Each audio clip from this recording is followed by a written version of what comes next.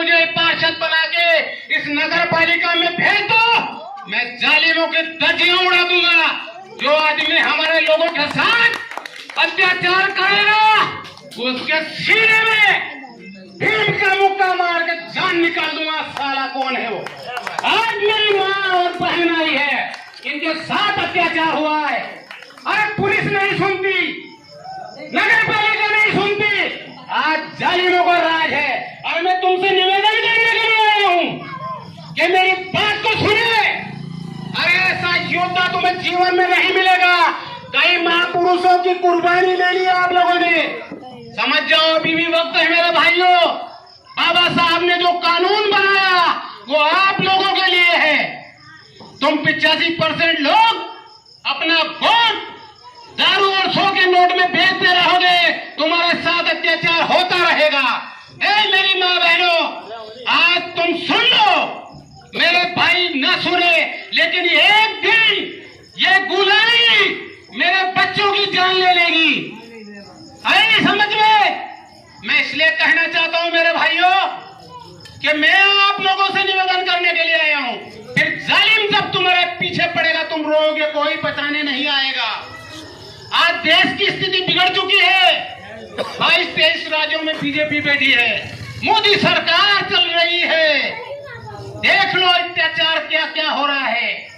दलितों को आरक्षण छीना जा रहा है। भाइयों, जो बाबा साहब ने दिया था कि मेरी गरीब समाज है भूखी नंगी, ये क्या करेगी, तो साहू जी महाराज ने कहा था कि हे अम्बेडकर, मैं 25 रुपए देता हूं तुझे, तू पढ़ लिख कर इंग्लैंड जा और वहां से जब आएगा तो तेरे बच्चों के लिए भविष्य बनाना इस भारत के अंदर।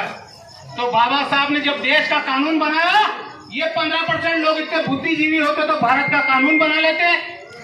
इसलिए वो बाबा साहब ने जो कानून बनाया वो आप लोगों के लिए बनाया है, लेकिन आप लोग सुनने के लिए तैयार ही नहीं। अरे जो सच बोलता है उसकी बात नहीं सुनी जाती, जो बेईमान होता है उसकी हर कोई सुनता है। अगर तुम इसी रास्ते पे चलते रहे तो एक दिन बर्बाद हो जाओगे। मुझे अपनी चिंता नहीं, आप अपनी चिंता करके देखो। मैं तो बाबा का भगत हूँ, ना किसी से डरता हूँ, ना झुकता हूँ, ना रुकता हूँ। मैं सिर्फ आपके लिए पैदा हुआ हूँ। मेरे बाबा ने मुझे वो ताकत दी। मेरा बाबा भी अकेला था इस भारतवर्ष के अंदर, वो तुम सबको जिंदा करोड़ों लोगों को पैदा करके गए, लेकिन करोड़ों लोग किस कंडीशन में हो गए उसने नहीं सोचा था। उसने 4-4 बच्चे कुर्बान किए आप लोगों के लिए। उसने सोचा था कि मेरे 4 बच्चे मर जाए तो कोई बात नहीं, एक बालक जिंदा रहा 5 में से, मेरे बाप के भी 5 और 6 हैं। पूरी महाभारत 5 पांडव और 1 कर्ण है। चिंता की जरूरत नहीं। मेरे घर में द्रौपदी भी है, मेरे घर में कृष्ण भी है, क्योंकि मेरे बेटे की बहू कृष्ण है, मेरे भाई की बहू द्रौपदी है, और हम 5 पांडव और 1 कर्ण है। चिंता का कोई विषय नहीं। तो भाइयों, मैं कहना चाहता हूं कि बाबा साहब ने जो कानून बनाया उस पर चलना सीखो। तुम्हें आजादी दी है, ये डर निकाल दो दिल से। प्रजातंत्र है, लोकतंत्र है, सच्चे लोगों को वोट देना सीखो। आप इसी तरह डरते रहे और झुकते रहे तो तुम्हें कोई नहीं बचा सकता। डराया जाएगा, धमकाया जाएगा, गुलाम बनाया जाएगा। यही गुलामी 2000 साल तक हमारे पुरखों ने भुगती है। जब हमारे पुरखों को गुलाम बनाएगा तो आते आते वो 2000 खत्म हुए और बाबा साहब जैसा भगवान पैदा हुआ तो हमें आजादी मिली। उस आजादी में भी हम लोग गुलाम हैं। आज भी 75 वर्ष बाद हम गुलाम सर झुका के बैठ जाते हैं। क्या स्थिति है मेरे देश की, मेरे भानपुरे की। अरे कोई माँ बहन का हाथ पकड़ ले तो सर नीचे रखोगे? मुझे शर्म आती है भाइयों और बहनों, शर्म आती है कि किस समाज में मुझे जन्म लिया है। धिक्कार है। अरे कुत्ते की जिंदगी जीने से अच्छा है मैं शेर की जिंदगी जीऊं 50 साल 100 साल जीने की बजाय। मैं वो शेर हूं कि कुत्ते की गिड़गिड़ाहट 100 साल की बेकार है, 50 साल जीऊं। आए बाबा का भगत हूं और तुम्हारे लिए मैं लड़ने के लिए आया हूं, मान सम्मान की लड़ाई है। मेरे साथियों, तो मेरा साथ। मैं तुमसे धन दौलत पैसा कौड़ी कुछ नहीं मांगता, सिर्फ 2 झंडे में मैं चुनाव लड़ना चाहता हूं। ना बैनर है, ना झंडा है, ना कुछ नहीं। ये 2 झंडे और मेरा बाबा मेरे साथ है। देख लो पूंजीपतियों के कटआउट, जितने भी पूंजीपति कटआउट लगा रहे हैं आपको आपको गुमराह कर रहे हैं। अरे मेरे महापुरुषों ने कहा था, मैंने जो बोर्ड बनाया है वो तुम्हारे हक अधिकार के लिए बनाया है। और तुम 85% लोगों की संख्या ज्यादा हो रही है, राजा महाराजा इनसे युद्ध कैसे लड़ा जाए। तो बाबा ने वोट का अधिकार दिया कि मेरी गरीब समाज जिसको ज्यादा वोट करेगी वही राजा बनेगा। तो हमारे मूर्ख लोगों ने सोचा कि हम वोट डालेंगे, क्या करेंगे, डरेंगे। कोई सुभाष सजोदी आ जाए, कोई देवीलाल धाकड़ आ जाएगा, डर लगता है उनसे वोट डालने में। तो बाबा ने कहा मेरे लोग डरते हैं, एक खोलड़ी बना देना महाड़ में, ऐसा बाथरूम जैसा, उसमें जाकर चुपचाप वोट डाल के जाएंगे तो ही राजा बन जाएंगे। लेकिन इनमें भी अकल नहीं। वो लोग 15% इतने चतुर थे कि वो आड़ में जो वोट डालने जाते थे वो भी दारू की बोतल में चुरा के ले गए। धिक्कार है ऐसी जिंदगी से जो दारू और 100 के नोट में वोट बेच के बर्बाद हो रहा है मेरा समाज। बेटी और वोट को संभाल के रखो। बेटी भी अगर गलत रास्ते में जाएगी तो दुख उठाएगी पूरी जिंदगी, और बाप भी रोएगा और बेटी भी रोएगी। सोच समझ कर वोट दो मेरे भाइयों। इस वोट से आपकी तकदीर बदली जाती है। गुंडे बदमाशों के दोगे तो इज्जत लूटी जाएगी। थाने में नहीं सुनोगे, वो मेरी माँ बैठी है, उसके बच्चे का किसी ने सर फोड़ दिया, वो रो रही है। ना थाने में सुनी जाती है, ना विधायक लोग सुनते हैं, नगर पालिका सुनती, जनपद सुनती, सीओ सुनता। सारा राज इनका। अन्ना बाटे रेवड़ी चुन चुन के दे अपने लोगों को और तुम रोते रह जाना। यही देश की हालत चलती रही और चलती रहेगी अगर आपने अपना मत नहीं बदला तो। भाइयों और बहनों, सुन लो मेरी आवाज। मैं आपसे सत्य बोलने के लिए आया हूँ। और मेरे बाबा ने कहा था, अरे समय समय पर ये लोग आएंगे, शिकारी लोग, ये शिकारी है बीजेपी कांग्रेस के लोग, तुम्हारा शिकार करेंगे। तो शिकार किस तरीके से करेंगे? ये शिकारी आया है, दाना डालेगा, जाल बिछाएगा। अरे मेरे भाइयों, जाल में मत फंसना, फिर 5 सालों दिन हम जाल में फंस जाते हैं। यही समझाया था मेरे पुरखों ने कि इनके शिकारियों के जाल में मत फंसना। शिकारी आएगा, दाना डालेगा, जाल बिछाएगा और जाल में। क्योंकि बाबा के विचार मेरे अंदर है, इसलिए न्योडू लेके आया। फिर मेरे रुकावट डली। अरे मुझे कई जगह रोका गया, मैं परमिशन लेने गया, वहां भी मुझे थोड़ी तकलीफें हुई। शाम की 5 बज गई। फिर बारिश, कुदरत ने मेरे ऊपर कहर बरसाया। ए मालिक, तू तो जरा मेरी तरफ देख, गरीब की तरफ। फिर तीसरी बार गया, फिर परमिशन लेके आया, तो फिर कांटिया बीच में आ गई। मेरे जीवन में संघर्ष लिखा है और संघर्ष करता रहूंगा। जब तक जीऊंगा संघर्ष करूंगा। मैं अपने महापुरुषों के विचारों पे चलने वाला, महात्मा ज्योतिबा फूले के विचारों पे चलने वाला। अरे महात्मा फूले बा के विचारों वाले लोगों, मैं तुमसे निवेदन करना चाहता हूँ कि तुम उन लोगों को वोट दे रहे हो जिन्होंने तुम्हारे महापुरुषों पे कीचड़ का पत्थर और गोबर फेंका, तुम्हें याद नहीं होगा। देखो, महात्मा ज्योतिबा फूले को मैं सर पे बिठा के घूम रहा हूँ। 22 साल से ज्योतिबा फूले को लेकर घूम रहा हूँ बाबा के साथ। और जिसने शिक्षा का अधिकार दिया, गरीबों को जब शिक्षा देने जाते थे महात्मा ज्योतिबा फूले और सावित्रीबाई फूले, हमारी माँ, तो मनुवादी लोग, ऊंची जाति के लोग पत्थर मारते थे कि गरीबों में शिक्षा मत दे।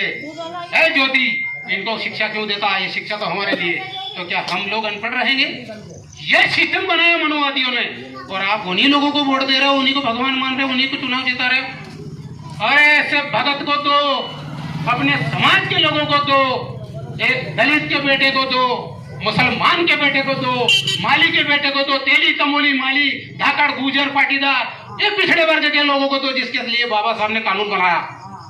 आज पिछड़े वर्ग का भाई बीजेपी में जाके बैठा, उसको भी पता नहीं है कि हमारे बाप के कितने पत्थर मारे इन लोगों ने। शर्म करो मेरे पिछड़े वर्ग के भाई। अरे जो जूते मारता है, लात मारता है, बाबा का अपमान करता है, जो जमीन छीनता है, तुम्हारा अधिकार कानून से छीन लेता है, तुम उसी को सलाम करते हो। यही तो है गुलामी। गुमान सिंह किसी को सलाम नहीं करता, चाहे सर कट जाए। गुलामी ही देश को गुलाम बनाती है, और आजाद बनना है तो भगत सिंह बनना सीखो, अंबेडकर बनना सीखो, ज्योतिबा फूले बनना सीखो, शाहू जी महाराज, कबीर साहब बनना सीखो। और झलकारी बाई वनवासी को इन्होंने अपने महापुरुषों को आगे बढ़ाया और हमारे महापुरुषों को झुकाया, जबकि क्षत्रिय रानी झलकारी बाई जो चमार समाज से आती थी उसने झांसी की रानी का युद्ध लड़ा, लेकिन नाम हुआ झांसी की रानी का। युद्ध गुमान सिंह लड़ेगा, नाम होगा किसी कांग्रेसी का। ऐसे ही हमारे लोगों के ऊपर थोपे गए। क्या युद्ध में रानियां चुनाव युद्ध लड़ती है? अरे दलित मुस्लिम युद्ध लड़ता है, मालिक अली कमोली लड़ता है, वो नाम होता है राजाओं का। राजा साहब युद्ध जीते। अरे तुम इतने ही योद्धा थे तो इस देश को 800 बरस मुसलमानों से गुलाम क्यों रखा? 200 बरस अंग्रेजों से गुलाम क्यों रखा? दलितों पे अत्याचार करने के लिए। मैं एक बात और समझा देना चाहता हूं दलितों, अगर मुसलमान इस भारत में नहीं होता तो दलितों तुम्हारी चमड़ी काट कर जूते बनाते हैं मनुवादी। तुम्हारी माल मुसलमान झेल रहा है आज। दलित को अलग पीटते हैं, मुसलमान को अलग पीटते हैं। मुसलमान को धर्म से पीटते हैं और दलित को चमार के नाम से पीटा जाता। घोड़े पे मत बैठ, गधे पे मत बैठ, क्योंकि उसका बाप बैठेगा, तू नीचे चल। वो तुम्हें घोड़े पे नहीं बैठ लेता था, इतनी नफरत करता है तो फिर वोट क्यों देते हो? अरे तुम्हें क्या समझाऊं? तुम्हारे घोड़े गधे नहीं निकल सकते, सुअर निकल सकता, कुत्ता गाड़ी में बैठ सकता, चमार नहीं बैठ सकता। ऐ जालिमों, भारत का लोकतंत्र सम्मान है, सबके लिए बराबर का अधिकार, फिर हम में भेदभाव क्यों? जगह जगह दलितों को पीटा जाता है, मारा जाता है, लूटी जाती है इज्जत माँ बहनों की, थाने में सुना नहीं जाता है, हर जगह अत्याचार होता है, उसके बाद भी दलित वोट देता है। कितना मूर्ख है दलित। और फिर कहता है गुमान सिंह तो जाति को अपमानी। अरे मेरे से अपमान करने से बेहतर उन कसाईयों से बात करो, मनुवादी कसाईयों से, कि तुम्हारा कितना अपमान करते हैं।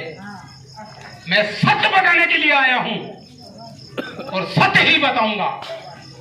मेरे भाइयों, इस बात को मानो, दलित मुस्लिम पिछड़ा एक हो जाओ और इस देश की राजगद्दी ले लो, अपने बच्चों का भविष्य बनाओ। तुम्हारी पढ़ाई रोक दी गई, स्कूल बंद कर दिए गए भाजपा ने, सारे स्कूल बंद, कहां से शिक्षा पाओगे? फैक्ट्रियां बंद कर दी, ट्रेनें बंद कर दी, ये सब बेच के गए, लाल किला तक बेच दिया, रेलवे बेच दी, विद्युत मंडल बेच दिया, 28 विभाग बेच दिए गए। कहां नौकरी मांगोगे? कहां पढ़ने जाओगे? तुम्हें बिल्कुल भिखारी बना दिया जाएगा। तुम सोच रहे हो 5 किलो अनाज में हमारा पेट भर जाएगा, ये ड्रामा है। तुम्हारे साथ प्रधानमंत्री आवास का भी ड्रामा। अरे ये प्रधानमंत्री आवास भी हमारे लोगों ने निकाला, बहुजन के लोगों ने। मायावती बहन ने कहा था, एक भी झोपड़ा जो बता देगा गांव के अंदर हमारी सरकार बनने के बाद उसको 5 लाख रुपए इनाम देंगे हम। बताने वाले को, बनाने वाले को तो बनाएंगे। अगर किसी के झोपड़ी कच्ची है वो आवेदन लगा देंगे, ये झोपड़ी कच्ची है, 5 लाख रुपए से सम्मानित किया जाएगा अगर हमारी सरकार बनी तो। वो गरीब के बच्चों को 1-1 करोड़ का लोन दिया जाएगा बिना ब्याज के। सरकार बना दो, हम वादा करते हैं तुमसे कि कई दलितों को करोड़पति, कई मुसलमान भाइयों को करोड़पति, कई पिछड़ों को करोड़पति बना दिया जाएगा। भारत की सुख सुविधा दी जाएगी आप लोगों को। भाइयों, ये शिक्षा लूटी जा रही है आपकी, सब कुछ लूटा जा रहा है। आपको क्या क्या समझाएं हम लोग? तुम भी अन्न खाते हो भाइयों, समझो राजनीति क्या चीज है। आज तुम्हें फुटपाथ पे बैठने की जगह नहीं मिल रही है, करोड़पतियों के बड़े बड़े बंगले बनते हैं रोड किनारे। रेवन्यू पट्टी में उनके मकान, दुकानें बन जाती। अगर तुम घुमटी रखने जाओगे, नगर पालिका के आ जाएंगे जालिम, चलो हटाओ, क्या बताओगे? सरकार उनके लिए है, तुम्हारे लिए नहीं। वोट जरूर तुम्हारा है, लेकिन वो भी वो ले जाते। मैंने तुम्हें समझाया, तुम्हारे पास बंदूक रूपी, वोट रूपी बंदूक है। अगर गोली चला सकते तो चलाओ, नहीं तो दुश्मन जब तक चलता रहेगा जब तक गोली नहीं चलाओगे। गोली अगर मेरे सीने में लगाई तो तुम भी मरोगे और तुम्हारा भाई भी मर जाएगा। समझ जाओ इस बात को। मेरे भाइयों, ये बात आप लोगों के सामने रखने के लिए आया हूं मैं, और इस बात को सत्य समझे आप लोग। हजारों साल की गुलामी के बाद आजादी मिली है, इसमें भी हम लोग गुलाम हैं और हमारे बच्चों के भविष्य बिगड़ रहे हैं। हर प्रकार से हम प्रताड़ित हैं। आपके सामने मैं भी एक रोड पे घूमती लगा कर बैठा हूँ और रोजगार कमा रहा हूँ। कई बार मेरे साथ अत्याचार हुआ, कई बार मेरी दुकानें तोड़ी गई, कई बार मेरे ऊपर हमले, लेकिन भाइयों आज भी मैं इस रोड पे पड़ा हूँ। आप लोगों का आशीर्वाद अगर मुझे मिल जाएगा तो आप भी सुखी होंगे, मैं भी सुखी होऊंगा और मेरे बच्चे भी शिक्षित रह जाएंगे।